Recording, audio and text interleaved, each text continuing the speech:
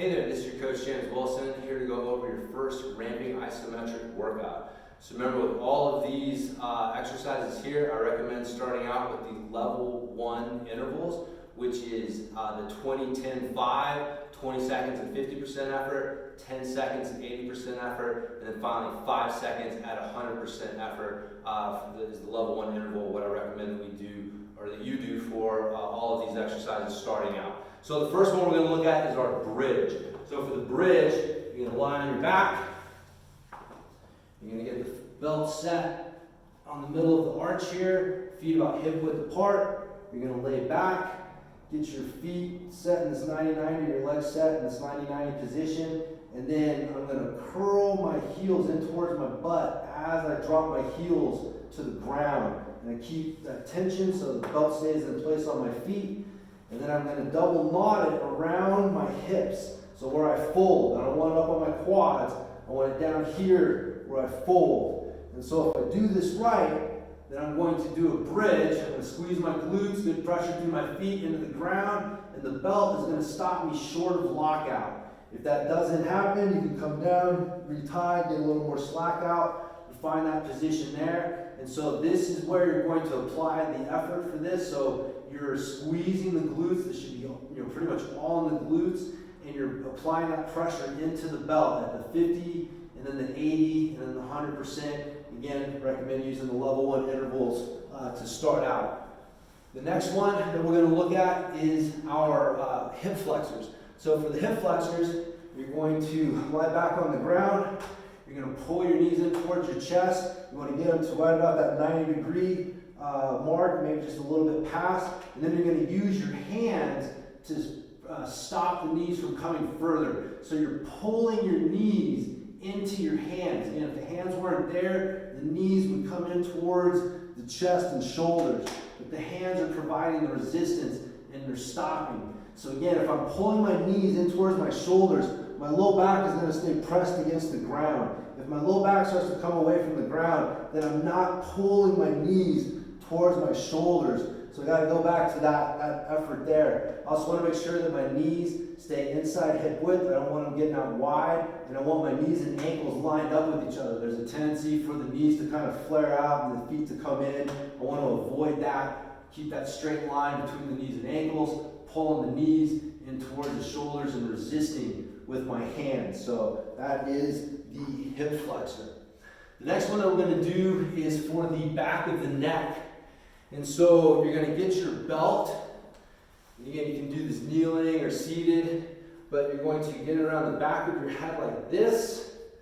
And then it's neck and tricep extension. So I'm doing a tricep extension in one direction while I'm resisting with my neck and my whole posterior chain in the other direction. So again, it's not just my neck. The trick here is I want to get my shoulder blades pulled back and down. I want to get that whole posterior chain all the way down to my tailbone. I want to feel that activated so that it helps stabilize my head and neck. So it's not just my neck doing this, it's my whole posterior chain that's activated as I ramp up over the course of the 3 intervals. The next one we're going to do is for the front of the neck, and this is our butterfly crunch. And so you're going to lie down on the ground. You want your feet in this butterfly position. I got the bottoms of my feet pressed together. My knees are out. And then what I'm going to do is I'm going to curl myself up. I want to try to get myself up until my shoulder blades are off the ground. My visual is I'm trying to touch my forehead and my tailbone. So I've got my tailbone coming up and I got my forehead coming in. I'm trying to close that distance. Then I'm going to use the palms of my hand to try to push myself back down. And that's where the resistance is going to come from, is the 50, 80, 100% effort is going to come from how hard I'm pushing into my head, trying to drive myself back down to the ground. So again, you're really going to feel the whole anterior chain activate to help resist that and help stabilize the head and neck, which is what we are looking for. The next one we're going to do is our front raise. And so for the front raise, you're going to get on your belt in this kneeling position here. You're going to hold, get it leveled out here. You're going to hold it in front of you like this, and you're looking to get your arms parallel with the ground. like so. And then again, my visual is doing this. I'm trying to drive my arms, keeping my arms locked out, and bring them to this overhead position. And so the belt is stopping me from doing that, but that's my visual, is pulling the hands up, trying to get to that overhead position. And I want to keep good pressure through my knees into the ground, my glutes tight, my core activated, keep those shoulder blades pulled down and back, and make sure I'm using that core to provide the platform to try to drive my hands up. And that's where you're going to get, driving the hands up is where we're going to get our 50, 80, 100% effort ramping isometric stuff. So the next one that we're going to take a look at is our deadlift. And so for the deadlift, you're going to stand on your belt. You want your feet about hip width apart, not too wide. And you're going to come down. You want to come down to at least a little bit below knee level, but don't come down, only come down as far as you can maintain good position, which means that I'm pushing my butt back, which is bringing my chest down, and I'm maintaining a good wide chest. As soon as I feel like I'm not able to do that, I want to stop coming down. So only come down as far as you can. But if you can, go ahead and come down to about mid-shin level. You can also wrap your hands so that you can just focus on creating the tension in the muscles there, the main muscles. Especially if you're mountain biking a lot or doing something that's grip intensive, then saving your grip a little bit on this is not necessarily a bad idea. But what we're going to do is we're going to get set in this position here, and then my visual is I'm trying to drive my butt back over my feet. And so good pressure through my feet, keeping a good wide chest. I don't want to start rounding my back and keeping this good position. And so this is where I'm going to get my 50, 80, 100% effort, and really trying to break that belt on that last 100%, generating as much tension as I can, that posterior chain, and try to bring myself up. The next one that we're going to take a look at is our chest press. And so for the chest press, you're going to get the belt wrapped around your back. You want to have it set below the lat, so not up in the armpits. You want it down here in the lat. So when you do a lat spread, get your shoulders nice and wide. The belt sits on that little shelf of muscle below that, or below that shelf of muscle. And so again, I recommend getting into a kneeling position here. Good pressure through the knees. I'm looking for a spot where my elbows are roughly lined up with my ribs.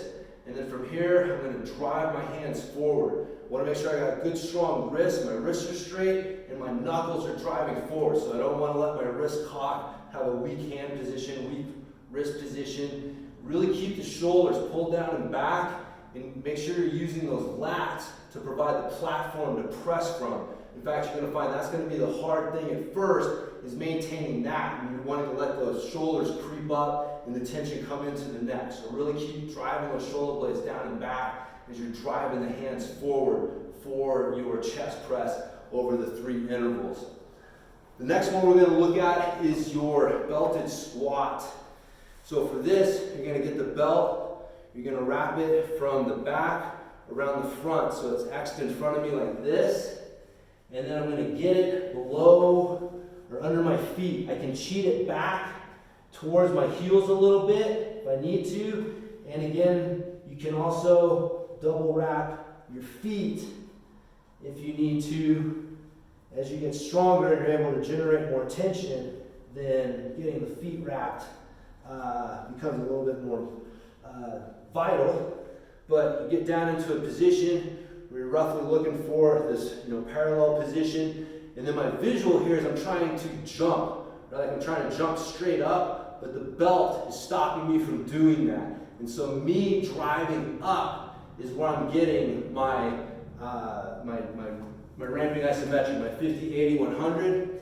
And remember on the squat, I'm looking for that good foot pressure, big toe knuckle, little toe knuckle, and heel driving into the ground.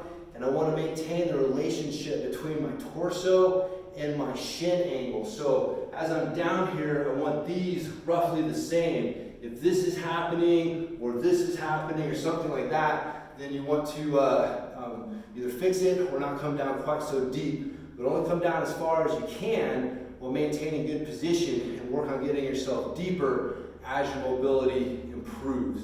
So the next one we're going to do is our row.